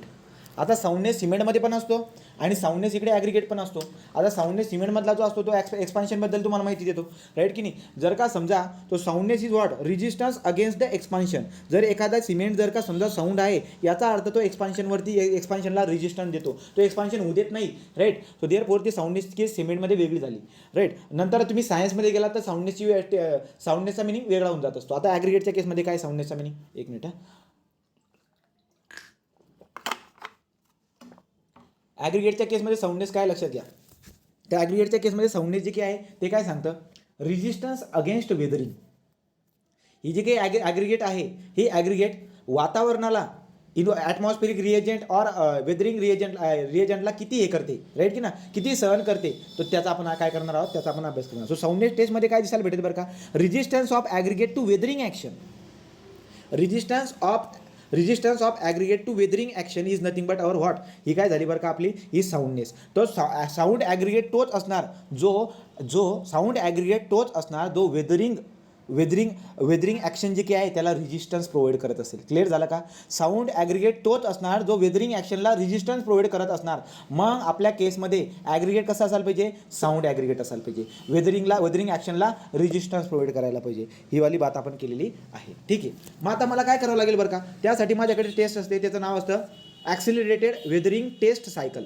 काय नाव आहे, टेस्ट ॲक्सिलरेटेड वेदरिंग टेस्ट सायकल. आता ह्याच्यात मी काय करतो हे तुम्हाला मी समजून सांगतो. बघा, जनरल माहिती काढून घेऊ, मग डिटेलमध्ये व्यवस्थित समजून घेऊ. आता जनरल माहिती काय बरं का, इथं आपण काय करत असतो, आपण या ठिकाणी जे आहेत ना ॲग्रिगेटला घेणार, ठीक आहे. तर ज्याची मला साऊंडनेस काढायची आहे ती ॲग्रिगेट मी घेतल्यानंतर आपण त्याला काय करणार बरं का, तर ते अशी ॲग्रिगेट घेतोय जी क्लीन आहे, राईट, डस्ट वगैरे नाही, क्लीन आहे, ड्राय ॲग्रिगेट मी घेतलेली आहे.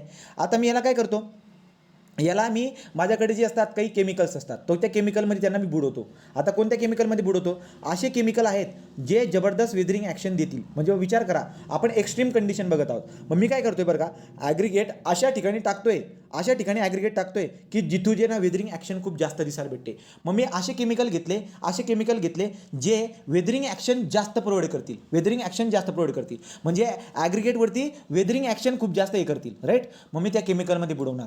मग ते काय होईल बरं का, ते केमिकल याच्यावरती वेदरिंग ॲक्शन देऊन आहे त्यांचं काय करून टाकतील बरं का, त्यांचं जे काय आहे त्यांचं जे स्प्लिटिंग करतील, राईट. त्यांचं काय करतील, स्प्लिटिंग ॲक्शन करतील. नंतर अजून दुसरं जे काय डिसइंटिग्रेशन करतील, तर त्यांचे ग्रेन पार्टिकल जे आहेत त्यांचं डिसइंटिग्रेशन करतील, ते क्रम्बलिंग करतील, ते स्प्लिटिंग करतील. हे 3 शब्द पण डोक्यामध्ये घालायचे, बरोबर.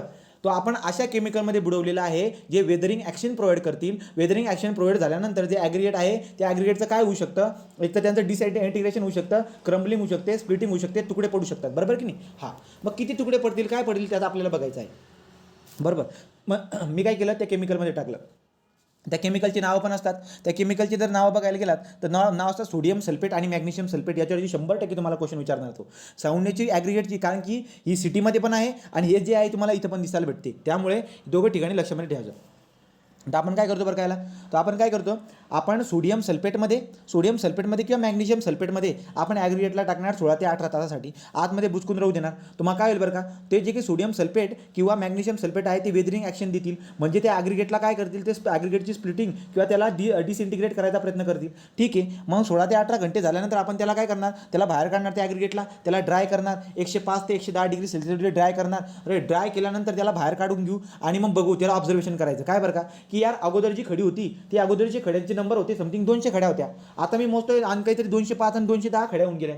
तो काय झालं बरं का, स्प्लिटिंग झाली असेल, तुकडे पडून गेले, बरोबर का. हे एक ऑब्झर्वेशन करणार. दुसरं ऑब्झर्वेशन मी काय करणार बरं का, सुरुवातीला त्याचं वजन काय होतं, तर जेव्हा मी टाकलं त्याचं सुरुवातीचं वजन काहीतरी असेल, नंतर मी बघितलं ड्राय केल्यानंतर मी वजन मेजर केलं, त्याचं वजन कमी झालं, वजन कमी होऊन गेलं गड्या. तर जी ॲग्रिगेट आली त्याचं वजन कमी होऊन गेलं. तर मग वजन जर का खूप जास्त कमी होत असेल, तुकडे जर का खूप जास्त पडत असतील, वजन जर का इनिशियल वजनपेक्षा जर का वजन खूप जास्त कमी होत असेल, राईट, किंवा तुकडे जर का खूप जास्त पडत असतील, तर त्याच्यावरून आपल्याला अंदाज येऊन जात असतो ॲग्रिगेट नेमकी कशी आहे, ठीक आहे. तर ही टेस्ट आपल्याला करायची आहे. आता आपण याला डिटेलमध्ये समजून घ्यायचा प्रयत्न करून टाकूया, ठीक आहे. जो साऊंडनेस टेस्ट आपण लिहून टाकलं. साऊंडनेस म्हणजे काय बरं का, soundness is the property of the aggregate काय सांगते, resistance against the weathering action. Aggregate किती वेदरिंग ॲक्शनवरती रेजिस्टन्स प्रोव्हाइड करते, ती झाली sound property of the aggregate. तर त्यासाठी टेस्टचं नाव आहे आपल्याकडे ॲग्रिगेट वेदरिंग टेस्ट सायकल. काय नाव आहे, ॲक्सिलरेटेड वेदरिंग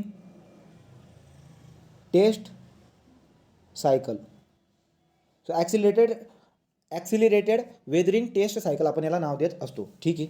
आता काय करतो याच्यामध्ये आपण इथे जर बघायला गेलो आपण अल्टरनेट वेट आणि ड्राय करत असतो. या टेस्टमध्ये आपण काय करतो अल्टरनेट, तो प्रिन्सिपल काय बघा, alternate wet and dry. So alternate wet and dry करा किंवा अल्टरनेट कूल अँड थॉ करा. कूल अँड फ्रीज, कूल म्हणा किंवा फ्रीज म्हणू आपण, फ्रीज अँड थॉ म्हणजे वितळणे, राईट का. तो त्याला ते ॲग्रिगेटला गोठून टाकायचं म्हणजे टेम्परेचर काय करा, कमी करा वाढवा, टेम्परेचरला कमी करा वाढवा. या पद्धतीने एक प्रिन्सिपल आपण इथे अप्लाय करणार आहोत. तर ॲक्सिलेटेड वेदरिंग टेस्ट सायकल ही टेस्टचं नाव आहे आपलं. याच्यामध्ये आपण प्रिन्सिपल कोणता वापरतो, आपण जे आपले ॲग्रिगेट आहे त्या ॲग्रिगेटला आपण काय करत असतो, ॲग्रिगेटला आपण अल्टरनेटिंग वेट करणार, ड्राय करणार. तो वेट आणि ड्राय करणार आपण. लॅबोरेटरीमध्ये ही टेस्ट आपण करत असतो, लॅबोरेटरी टेस्ट आहे. ठीक आहे. तो पुढे काय करणार बरं का, तो बघा आता प्रिन्सिपल सांगून झाला. आता मी काय करतो, मी घेतला क्लीन आणि ड्राय सॅम्पल. सो क्लीन आणि ड्राय सॅम्पल घेतला आपण, राईट. याला वजन करून घेतलं, तुम्हाला पटेल तेवढं वजन करून घ्या. ठीक आहे. सो क्लीन आणि ड्राय सॅम्पल घेऊन घेतलं, याचं वजन काढून टाकलं मी W1. याचं वजन किती घेतलं, W1. ठीक आहे. नेक्स्ट काय करतो, याला मी इमर्स करणार. आता ही जे काही क्लीन आणि ड्राय ॲग्रिगेट आहे याला इमर्स करणार मी. इमर्स कशामध्ये करू शकतो, 2 केमिकल आहेत माझ्याकडे वेदरिंग ॲक्शन प्रोव्हाइड करणारे. कोणकोणते, पहिला आहे sodium sulphate. So sodium sulphate आणि दुसरा आहे माझ्याकडे magnesium sulphate. So magnesium sulphate. Okay. आता काय करतो, तुम्हाला पटेल तो घ्या. समजा मी सोडियम सल्फेट घेतला, आता मी ॲग्रिगेटला सोडियम सल्फेटमध्ये इमर्स करून टाकलं. किती टाईमसाठी, 16 ते 18 तासासाठी. ठीक आहे. सो 16 ते 18 तासासाठी आपण काय करून टाकलं, त्याला इमर्स करून टाकलं. बघा. सो ड्राय ॲग्रिगेट घेतलं, ड्राय आणि क्लीन ॲग्रिगेट घेतलं, त्यांचं वजन करून टाकलं, नंबर ऑफ पीसेस पण काउंट करून टाकले, ते तुकडे जे आहेत ना ते तुकडे पण मेजर करून टाकले. नंतर त्या ॲग्रिगेटला आपण काय केलं, इमर्स केलं. कशामध्ये, सोडियम सल्फेटमध्ये करा किंवा मॅग्नेशियम सल्फेटमध्ये करा. 16 ते 18 तासासाठी राहू द्या. नंतर त्याला काय करा बरं का, त्याला काय करायचं, स्पेसिमेनला जे काय ते बाहेर काढा. 8 झाल्यानंतर बाहेर काढल्यानंतर काय करा बरं का, त्याला पुन्हा बाहेर काढल्यानंतर आता काय करायचं, त्याला आपण काय ठेवलं होतं बरं का, पाण्यामध्ये ठेवलं होतं. पाण्यामध्ये ठेवून आपण काय करतोय बरं का, त्याला आपण ओलावा प्रोव्हाइड करतोय, राईट की. तो मग आपण काय अल्टरनेटिंग वेट झालं का. आता याला मी ड्राय करणार पुन्हा. सो 18 ते 16 तास पाण्यामध्ये राहून तो ओला झालेला आहे चांगला. आता याला बाहेर काढा, त्याला ओव्हन ड्राईड करा. सो ओव्हन ड्राईड तुम्ही करणार, ओव्हन ड्राईड कसं करणार, 105 ते 110 डिग्री सेल्सिअस एवढ्या टेम्परेचरवरती ओव्हन ड्राईड करणार 24 तासासाठी. ओव्हन ड्राईड झालं का मग पुन्हा त्या खडीला बाहेर काढा आणि बाहेर आलेली खडीला पुन्हा उचला आणि सोडियम सल्फेटमध्ये टाका. ही एक सायकल कंप्लीट झाली बरं का, राईट. ड्राय सॅम्पल आला का आपल्याकडे, एक सायकल कंप्लीट झाली. उचलायचं पुन्हा त्यालाच उचलायचं, पुन्हा सोडियम सल्फेटमध्ये टाकायचं, 16 ते 18 तासासाठी टाकायचं. वेट सॅम्पलला बाहेर काढा, त्याला ओव्हन ड्रायसाठी ठेवा 110 ते 105 डिग्री सेल्सिअससाठी एका दिवसासाठी. पुन्हा ड्राय झाला का पुन्हा काढा, याच्यात टाका. 1 2 3 4 5 6 7 8 9 10. किती सायकल करा, 10 सायकल करा. किती सायकल करा, 10 सायकल करा. सो नंबर ऑफ सायकल किती प्रोव्हाइड करतोय आपण, 10 सायकल देतोय. तर 10 सायकल देत असतो. पुढे काय होईल बरं का, आता 10 सायकल झालं. 10 सायकल दिल्यानंतर आता काय करायचं, ती खडीला, आता ड्राय खडी आली आपल्या हातामध्ये. 10 सायकल कंप्लीट झाल्या. आता काही प्रॅक्टिकल करू नका, आता थांबून जा. 10 सायकल झाल्यात. 10 सायकल झाल्यात. मी सोडियम सल्फेटमध्ये केलं. सो 10 सायकल सोडियम सल्फेटमध्ये. तर आपण आता काय करतो, सगळी खडी बाहेर आली का, एक खडीला ऑब्झर्व करायचं. तुम्ही काउंटिंग करून ठेवली होती ना अगोदर, किंवा काउंटिंग करून ठेवली होती तुम्ही, तो अगोदर तुम्ही काउंटिंग करून ठेवली होती किंवा अगोदर तुम्ही सीव्ही ॲनालिसिस करून ठेवली होती. आता पुन्हा जे काही 10 चक्कर मारून आलेली जी ॲग्रिगेट आहे तिचं काउंटिंग करायची, तिचं वजन मेजर करायचं, तिला सीव्ही ॲनालिसिस करायची. मग तुम्हाला कळून जाईल ना काय झाला, त्याचं डिसइंटिग्रेशन झालेलं आहे का, तिची स्प्लिटिंग झालेली आहे का, याचा अंदाज तुम्हाला लागून जाईल. जर समजा मी मेजर करण्याच्या अगोदर मी तुकडे घेतले होते 200, एवढे 200 समजून घ्या तुम्ही, 200 घेतलेत आणि आता आले 210, तर याचा अर्थ काय बरं का, 10 तुकडे जास्तीचे झाले, याचा अर्थ स्प्लिटिंग झाली असेल, डिसइंटिग्रेशन झालं आहे ग्रेनचं, बरोबर का. ही आयडिया मला भेटून जात असते. तर मी टेस्टला कसं करतो, 10 चक्कर मारून झाल्यानंतर सोडियम याच्यामध्ये हे प्रॅक्टिकलसाठी का वापरले, झाल्यानंतर आपण काय करतो, आपण काय बोलतो, वजन मेजर करून टाकलं. याचं जे वजन येईल ना, याला W2 म्हणतो. तर सुरुवातीला वजन किती होतं, W1 होतं. आता वजन किती आलं, W2 झालं. तो देअरफॉर मी काय करतो, इनिशियल वजन मायनस फायनल वजन डिवाइड बाय इनिशियल वजन. सो इनिशियल वजनच्या रिस्पेक्टनं किती चेंज झाला तो आपण काढून टाकणार. ही टक्केवारी येऊन जाईल आपली. सो वजन किती चेंज झालं, वजन किती कमी झालं हे आपण बघत आहोत. तर मला काय दिसायला भेटते बरं का, की सुरुवातीला वजन एवढं होतं, आता वजन एवढं आलं, तर वजन कमी झालं ना. मग किती कमी झालं, दोघांचा डिफरन्स काढून घ्या, इनिशियलपेक्षा एवढा कमी झाला, तो किती टक्का बरं का, काहीतरी टक्केवारी येऊन जाईल. मग आपण काय बोलतो की जर समजा तुम्ही सोडियम सल्फेट हे केमिकल वापरलेलं असणार आणि 10 सायकल जर तुम्ही केले असणार, तर कोणत्या पण हालतमध्ये जे काही आपली व्हॅल्यू आलेली आहे ही वाली, ते किती बरं का, 12% जास्त जायला नको. Should not exceed 12%. तर शुड नॉट एक्सीड 12%. तो देअरफॉर इन जे गाईडलाईन आपल्याला काय दिले, ॲव्हरेज लॉस ऑफ वेट, तुम्ही लिहू शकता तिथं, average loss of weight of aggregate, average loss of weight of aggregate to be used in pavement construction after 10 cycle should not exceed 12% when tested with 12% when tested with sodium sulfate, right. पण जर समजा आता मी sodium सल्फेटच्या ऐवजी chemical action देण्यासाठी दुसरं chemical वापरलं, समजा कोणता, मॅग्नेशियम सल्फेट. जर मी मॅग्नेशियम सल्फेट वापरला असता तर 10 सायकल आपण केले समजा, तर आपण काय बोलतो, जे काही वेट लॉस होते, ॲव्हरेज वेट लॉस, तो ॲव्हरेज वेट लॉस 10 सायकलच्या नंतर ॲव्हरेज वेट लॉस जो आहे तो 18%पेक्षा जास्त जायला नको. सो मॅग्नेशियम सल्फेटच्या केसमध्ये 18%पेक्षा जास्त जायला नको आणि सोडियम सल्फेटच्या केसमध्ये 12%पेक्षा जास्त जायला नको ॲव्हरेज वेट लॉस. क्लिअर आहे का हे पॉईंट क्लिअर आहे का?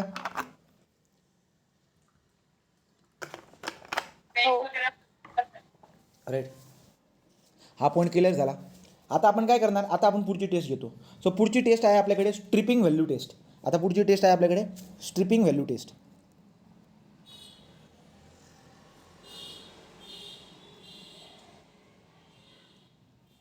स्ट्रिपिंग व्हॅल्यू, आता तुम्हाला मी काल एक उदाहरण तुम्हाला मी शिकवलं होतं. काय शिकवलं होतं तुम्हाला, जेव्हा मॅच्युरिटीचं हे शिकवलं तर तुमच्या लक्षामध्ये काय आलं बरं का, तेव्हा आपण फॉर्मवर्क लावले होते. स्लॅबवरती जेव्हा तुम्ही फॉर्मवर्क लावतात किंवा कॉलम किंवा बीमवरती जेव्हा तुम्ही फॉर्मवर्क लावतात, तर त्यांना तुम्हाला काय करायचं, रिमूव्ह करायचं असतं. परंतु रिमूव्ह करण्याच्या अगोदर तुम्हाला स्ट्रिपिंग स्ट्रेंथ बघून घ्यावं लागते की आपण याला रिमूव्ह करायचं की नाही, राईट की नाही. तर समजा चौथ्यांदा किंवा 7व्या दिवशी जर का मी त्याला रिमूव्ह करायला गेलो, तर 7व्या दिवशी मी त्या फॉर्मवर्कला रिमूव्ह करू शकतो का, त्यासाठी आपण त्याची स्ट्रिपिंग व्हॅल्यू बघतो. स्ट्रिपिंग व्हॅल्यू म्हणजे काय बरं का, तो जो बीम आहे त्याची तेवढी स्ट्रेंथ आलेली आहे का, जर त्याची तेवढी स्ट्रेंथ आली असेल तर तुम्ही काय करून टाका, फॉर्मवर्कला रिमूव्ह करा. का, कारण की फॉर्मवर्क एक सपोर्ट करायचं काम करतो. तो फॉर्मवर्क जो आहे एक सपोर्ट करायचं काम करत असतो, त्यामुळे सफिशियंट स्ट्रेंथ आल्यानंतर आपण फॉर्मवर्कला रिमूव्ह करतो. तो रिमूव्ह करणं, स्ट्रिपिंगचा मिनिंग काय होतो, स्ट्रिपिंग म्हणजे रिमूव्हल म्हणा, रिमूव्हल किंवा डिटॅचमेंट. मग आता मी काय बोलतोय इथं, स्ट्रिपिंग व्हॅल्यू टेस्ट म्हणतोय. आपली जी काही ॲग्रिगेट आहे ना, आपली जी ॲग्रिगेट आहे ना, ती किती डिटॅच होते. डिटॅच म्हणजे वेगळी, सेपरेट, रिमूव्ह कशापासून. समजा आता ॲग्रिगेटला कुठे वापरतो मी, ॲग्रिगेटला मी बिटुमिनस सोबत वापरतो. तो बिटुमिनस बाइंडर जो असतो आपला, डांबर जो असतो बिटुमिनस बाइंडर, त्याच्यामध्ये आपण डांबरी रस्ता जर का मला बनवायचा असेल तर मी काय करतो, ॲग्रिगेट आणि बिटुमन या दोघांना एकत्र करून बिटुमिनस कॉन्क्रीटचा रोड बांधतो. ॲग्रिगेट आणि बिटुमिनस दोघांना एकत्र करून आपण डांबरी रस्ता बांधतो, बिटुमिनस कॉन्क्रीट रोड पण म्हणतात त्याला. मग आता काय असते बरं का, इथं तुम्ही बघायला गेलात तर काय लक्षामध्ये येत असतं आपलं, ॲग्रिगेट आपल्या याच्यासोबत, डांबरसोबत चांगल्या पद्धतीने काय व्हायला पाहिजे, अधेर व्हायला पाहिजे, चिटकायला पाहिजे, राईट का. अधेजन दोघांमधलं चांगलं असायला पाहिजे. हे अधेजन चांगलं राहील कधी, जर ॲग्रिगेट जर का समजा ड्राय असेल ना, त्या दोघांचं जे काही आहे ना चांगल्या पद्धतीने कव्हरिंग होत असते. चांगल्या म्हणजे काय, ॲग्रिगेटवरती डांबर एकदम चांगल्या पद्धतीने चिटकून राहील. परंतु जेव्हा पाणी येऊन जाते, पाणी आल्यानंतर ॲग्रिगेट वेगळी होऊन जाते आणि डांबर वेगळा होऊन जात असतो. तर असं व्हायला नको. त्यामुळे आपण ते चेक करतोय की आपण जे ॲग्रिगेट वापरतोय त्याच्यामध्ये असा जो काही प्रकार आहे असा किती दिसायला भेटतोय आपल्याला. हा जो काही प्रकार दिसायला भेटतोय ना, की पाणी आल्यानंतर किती ॲग्रिगेट डांबरपासून वेगळे होत असतील, याचं प्रॅक्टिकल आपल्याला करायचं आहे, राईट. असं काय होत असतं बरं का, हे डिपेंड करून जात असतं बाइंडर कसा आहे. आता जर का समजा बाइंडरची विस्कोसिटी जर का खूप जास्त असेल, म्हणजे काय, जर का तो खूप जास्त घट्ट जर का असेल, तर मला सांगा, समजा मी एक कॉमन गोष्ट, ही एक ॲग्रिगेट आहे आणि मी एक ना याच्यासाठी जे ना बाइंडर वापरतोय, डांबर वापरतोय. ही एक ॲग्रिगेट आहे, याच्यासाठी मी डांबर वापरतोय. आणि जो डांबर मी वापरतोय त्याची विस्कोसिटी खूप जास्त आहे. विस्कोसिटी जास्त आहे म्हणजे काय, तो खूप जास्त घट्ट आहे. जर तो खूप जास्त घट्ट असेल तर मला सांगा, तो याच्या आजूबाजूला पुरा चिटकेल का? नाही चिटकणार. तो घट्ट आहे म्हटल्यावरती तो एवढासा सरफेस घेईल, तो तेवढा पसरणार नाही. मग बाकीचा सरफेस तेवढा उघडा राहून जाईल. बाकीचा सरफेस तेवढा काय राहून जाईल, उघडा राहून जाईल. तो उघडा राहून जाणं म्हणजे काय, स्ट्रिपिंग म्हणजे काय, ओपन राहून जाईल. राईट का? तो जी ॲग्रिगेट पूर्णतः ही झालेली नाही आहे, जी ॲग्रिगेट पूर्णतः डांबरला म्हणजे त्या कोट झालेली नाही आहे, जी ॲग्रिगेट डांबरने पूर्णतः कोट झालेली नाही आहे, ती जी काही ॲग्रिगेट असते ना, तिला मी स्ट्रिपिंग ॲग्रिगेट म्हणतो. त्यासाठी जे काही आहे आपल्याकडे आहे, मी PDF पण बनवली त्याची, तुम्हाला दाखवतो बघा आता. हां, तो ठीक आहे. मग आता मला काय करावं लागेल बरं का, मला करावं लागते स्ट्रिपिंग व्हॅल्यू टेस्ट. तो स्ट्रिपिंग व्हॅल्यू टेस्ट मी कशी करतो, सगळ्यांनी काळजीपूर्वक ऐका. तर लक्षात घ्या बरं का. आता काळजीपूर्वक ऐकायचं आपल्याला माहिती आहे की हा जो प्रकार असतो हा कशामुळे होत असतो, हा घडत असतो पाण्यामुळे. ठीक आहे, हा पाण्यामुळे घडत असतो. पाणी आल्यानंतर जो की आहे बिटुमिनस बाइंडर आणि आपले ॲग्रिगेट दोघं जे आहेत एकमेकांपासून वेगळे होऊन जात असतात. आता असं किती होत असतात त्याच्याबद्दल आपण माहिती काढणार आहोत.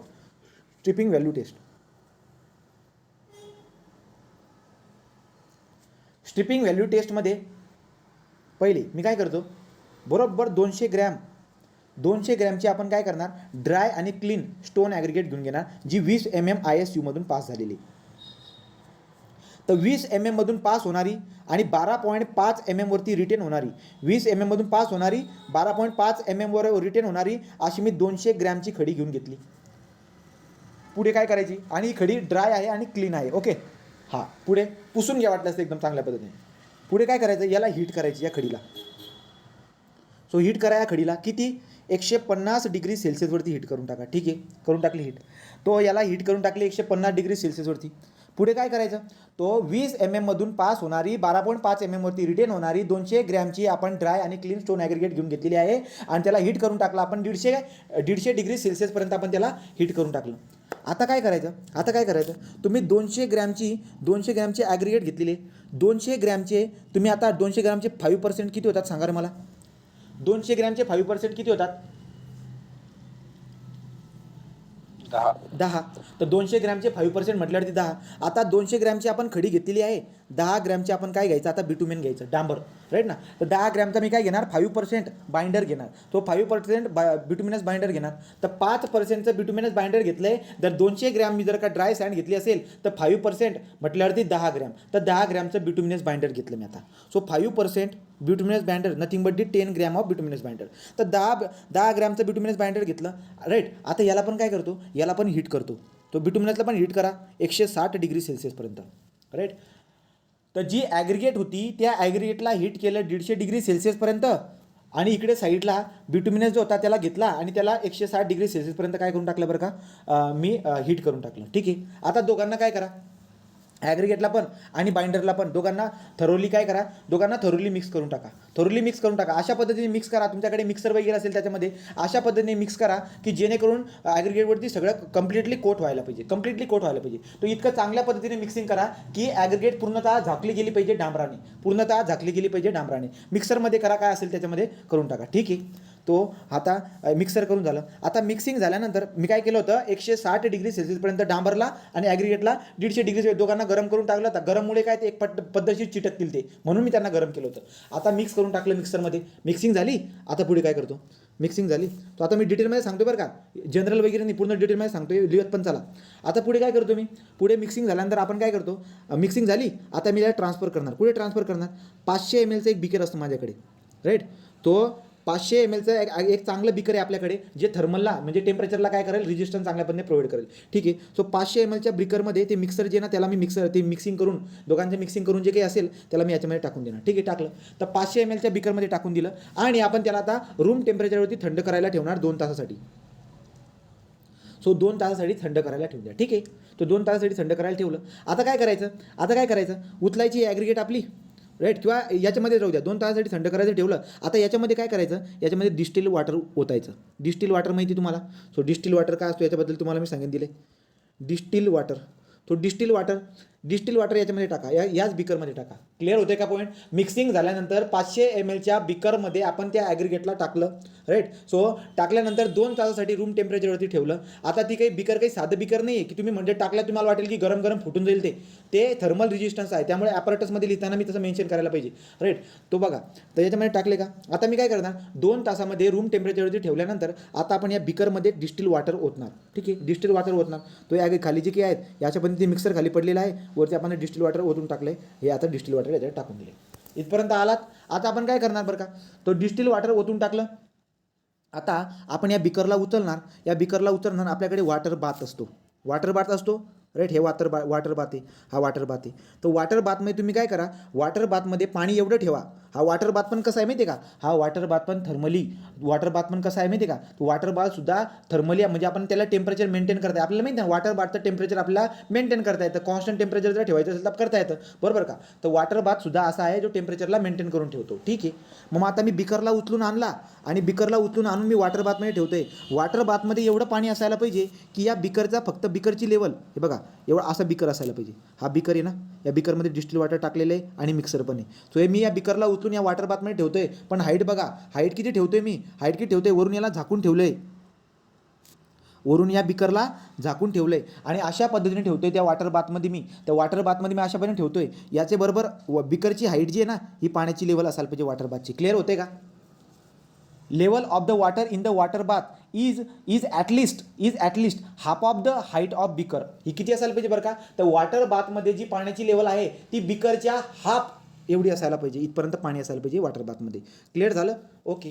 आता पुढे काय करणार बरं का, आपण हा जो की वॉटर बाथ आहे याचं टेम्परेचर कॉन्स्टंट ठेवता येतं मला. तर मी काय करतो, 40 डिग्री सेल्सिअस जे आहे ना याचं टेम्परेचर कॉन्स्टंट करून ठेवतो. 40 डिग्री सेल्सिअसपर्यंत याचं टेम्परेचर कॉन्स्टंट करून ठेवतो आणि या बिकरला झाकून ठेवतो वरतून आणि 24 तासासाठी असंच ठेवून देतो. 24 तासासाठी असं ठेवून देणार. एका दिवसानंतर वापस येणार, बिकरला बाहेर काढणार, बिकरला बाहेर काढून त्याच्यामधलं पाणी सांडून देणार. त्या ॲग्रिगेट जे काय आहे 40 डिग्री सेल्सिअसवरती राहिल्यावरती ते ॲग्रिगेट सगळे वेगळे झाले असतील. आता आपल्याला ते ॲग्रिगेट अशा पद्धतीने मोकळे मोकळे झालेले दिसायला भेटतील. राईट का, मोकळे मोकळे झालेले दिसायला.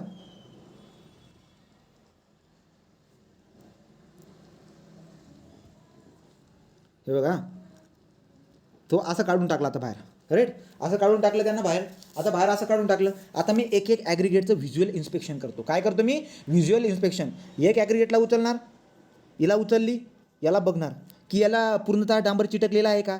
राईट का, पूर्णतः डांबर चिटकलेला आहे का. पुन्हा याला असा अंदाजे मी काय करतो, व्हिज्युअल इन्स्पेक्शन करून. मग काही खड्या काय असतील बरं का, काही खड्या आहेत ना ओपन राहून जातील. कशा पद्धतीने, हे बघा असं. राईट. पाण्यामध्ये टाकल्यानंतर एवढं ठेवतात तुम्ही तर काही खड्या आहेत ना त्यांना चिटकणार नाही पूर्णतः. मग काय ही कोणती खडी आली, हिला म्हणतो आपण स्ट्रिपिंग ॲग्रिगेट. कोणती ॲग्रिगेट म्हणतो आपण याला म्हणतो आपण स्ट्रिप्ड ॲग्रिगेट. तो स्ट्रिप ॲग्रिगेट म्हणजे अशा वाली की ज्याला डांबर पूर्णतः चिटकलेला नाही आहे. मग मी काय करतो, मी व्हिज्युअल इन्स्पेक्शनने डोळ्याने बघून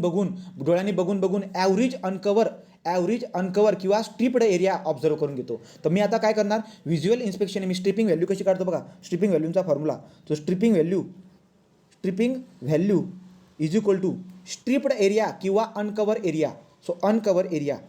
आता तुम्ही म्हणाल अनकवर एरिया कसा काढायचा, अंदाजे काढायचा की बाबा हो एवढे जे खड्या होतात ना, एवढ्या खड्यापैकी समथिंग एवढा तर टोटल समजा एवढा एरिया असावा आणि याच्यापैकी अंदाजे काढायचा. ठीक आहे, अंदाजे. तो एक्सपिरियन्स लोक लागतील या ठिकाणी. तर stripping value is equal to uncover area divide by cover area. So therefore stripping value is the ratio of average uncover or stripped area observed visually to the total area aggregate in each test. So uncover area divide by covered area किंवा आपण म्हणतो stripped area divide by cover area, या दोघांचा ratio तुम्ही लक्षात घ्यायचं. यांच्या value तुम्हाला कशा सापडतील, व्हिज्युअल इन्स्पेक्शनने अंदाजी काढायचं की बा एका ॲग्रिगेट बघा, ही एक ॲग्रिगेट होती, ही ॲग्रिगेट कंप्लीटली 100% काय बरं का कवर आहे. दुसरी ॲग्रिगेट उचलली, ही जे नाही 50% अनकवर आहे. असं करून सगळ्यांचं ऑब्झर्वेशन करून टोटल काढायची. तो total uncover area divide by total cover area into 100 करून टाका. स्ट्रिपिंग व्हॅल्यू तुम्हाला भेटून जाईल. बोला, क्लिअर आहे काय.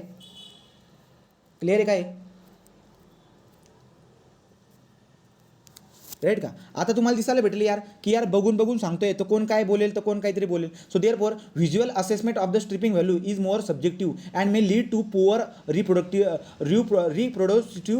रिप्रोड्युसिबिलिटी. याचा मिनिंग काय होतोय की तुम्हाला रिझल्ट एवढा खास भेटणार नाही. एवढी बात तर कन्फर्म आहे. त्यामुळे आपल्याला आता IRCने काय सांगितलेले, तुम्ही जनरल काढून टाका, ॲव्हरेज व्हॅल्यू निघून जाईल. तर त्याची एक लिमिट आहे, ती लिमिट लक्षामध्ये घेऊन घ्या. स्ट्रिपिंग व्हॅल्यू आपली कंप्लीट होऊन जाईल. तुम्हाला टेस्ट कळाली का रे इथपर्यंत. राईट. हां, आता IRCने काय सांगितलं ते घेऊन घेऊ. काय बरं का, IRC has specified the maximum stripping value. IRC has specified the maximum stripping value as 25%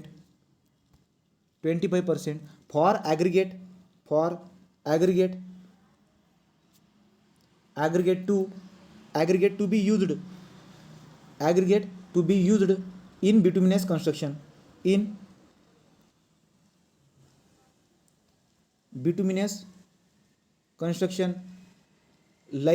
construction, like surface dressing, bituminous macadam and bituminous mastic bitumen mastic. याचा मिनिंग काही मला माहीत नाही, चेक करून घ्या.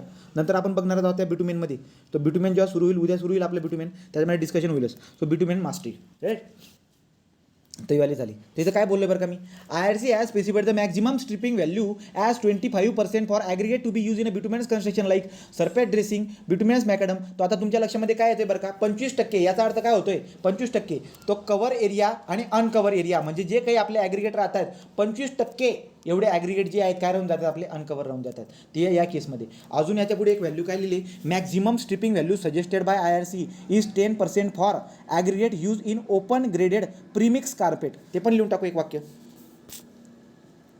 याला रिव्हिजन करत गेला ते हे वाक्य पण सोपे होऊन जातील, पण रिव्हिजन करायची. The maximum stripping value. पण आज वाचलं आणि उद्या वही बघितली नाही तर तुम्हाला पुन्हा वाचायची गरज, फक्त पुन्हा वाचायची नाही गरज पडत, पुन्हा जास्त इंटेन्सिटीने वाचायची गरज पडते. सो देअर फोर रिव्हिजन कम से कम 5-6 दिवस देत चला. The maximum striping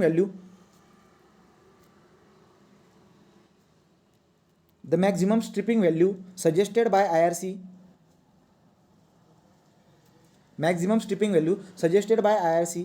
is 10% for aggregate use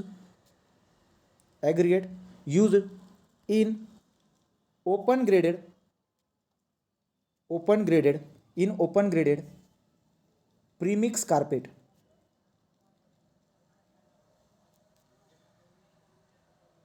open graded premix carpet. Clear. तो स्ट्रिपिंग व्हॅल्यू टेस्टसुद्धा आपली कंप्लीट झालेली आहे. काय झालेली बरं का, कंप्लीट झालेली आहे. ओके. स्ट्रिपिंग म्हणजे काय, डिटॅचमेंट रिमूव्हल. डांबर किती रिमूव्ह होतोय तसला. ठीक आहे. तो स्ट्रिपिंग व्हॅल्यू टेस्ट पण आपली झालेली. आता काय बाकी बरं का, आता आपलं बाकी आहे तो आज आहे specific gravity test, absorption test. ठीक आहे, ते दोनच बाकी आहेत. आणि एक आहे पॉलिस्टोन टेस्ट. तो पॉलिस्टोन टेस्ट पण एक बाकी आहे. पॉलिस्टोन टेस्ट पण सोपी आहे, इथं दिली असेल मी, सांगून देऊ का वरवरती का डिटेलमध्ये सांगावं. हे पॉलिस्टोन टेस्टसाठी मी दिलेली आहे, हे दिली नाही मी आज. तो सोपी असते. हे बघा, तो पुढची काय बरं का, आता पॉलिस्टोन व्हॅल्यू टेस्ट आहे, ती मी तुम्हाला डिटेलमध्ये सांगेल, पण तुम्हाला मी जनरल आयडिया देऊन देतो. ठीक आहे.